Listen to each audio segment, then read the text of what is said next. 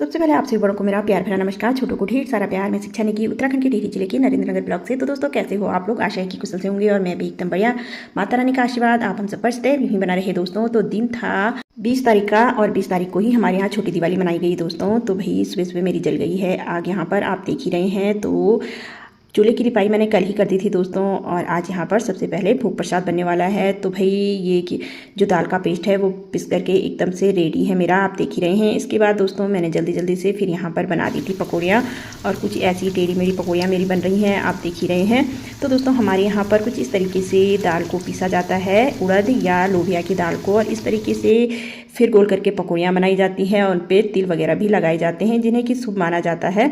तो आपने देखा ही पकौड़ियाँ किस तरीके से बन रही है। इसके बाद दोस्तों मैंने आलू की भरी हुई पूरियाँ बना दी थी, और तब तक तृप्ति मोनी कर रहे थे सफाई।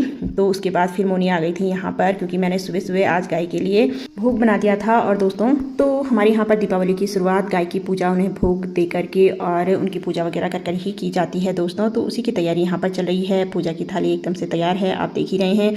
और फिर इसके बाद मैं और मोनी चले गए थे गाय को ये भोग खिलाने के लिए। मैं जानबूझकर मोनी को ले जा रही हूँ दोस्तों अपने साथ, क्योंकि बच्चों को भी हमारी सभ्यता संस्कृति का पता होना चाहिए, किस तरीके से किया जाता है। तो मोनी को मैं अपने साथ जानबूझ के ले जा रही हूँ। यहाँ पर ये देखिए किस तरीके से गाय के पहले पैर धुलाएगी, यही मैंने उसे बोला। उसके बाद ये अपना भी कर रही है, कुछ मुँह भी धो रही है गाय का। तो दोस्तों आप देख ही रहे हैं गाय के गले में फूलमाला पहले ही किसी ने डाल दी है। तो दोस्तों पैर वगैरह धुलवाने के बाद, टीका वगैरह लगाने के बाद मोनी ने अचानक से ये ऐसे ही डाल दिया। तो यहाँ पर इसने मेरी खूब डांट खाई है, क्योंकि ये हाथ पे तरीके से खिलाना था। तो फिर हाथ में तरीके से खिलाने के लिए मैंने उसे बोला। वो काफ़ी डर रही थी कि गाय मेरा हाथ खा लेगी, लेकिन फिर भी उसने कोशिश की।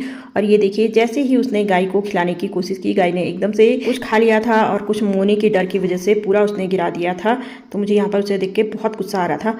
तो भाई बच्चे तो ऐसा ही कुछ करेंगे, लेकिन उन्हें ये बताना भी ज़रूरी था। तो चलिए फिर डरते डरते उसने ये कोशिश की तो सही। अब उसे जाना था एक दो जगह, और यहाँ से मोनी वहाँ चली गई थी, और तब तक तृप्ति यहाँ पर कान्हा जी को कर रही थी अच्छे से तैयार। पूजा का पूरा यहाँ पर तृप्ति ही देख रही थी।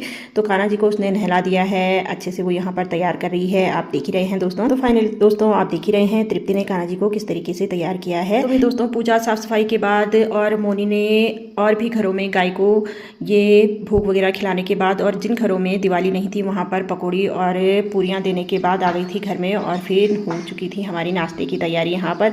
तो सभी लोगों को देने के बाद मोनी दादी जी को अपने साथ ही ले आई थी, और सबसे पहली थाली गई ये दादी जी के पास। उसके बाद पति देव जी के लिए थाली लगी, और फिर हम लोगों ने सब ने मिलकर के किया यहाँ पर नाश्ता। फिर नाश्ते के बाद किचन की सफाई मोनी तृप्ति लोग देख रहे हैं, और मैंने निकाल दिए थे इतने सारे कपड़े यहाँ पर धोने के लिए दोस्तों, आप देख ही रहे हैं। उसके बाद ठीक 1 बजे का समय है दोस्तों, मेरे सारे कपड़े यहाँ पर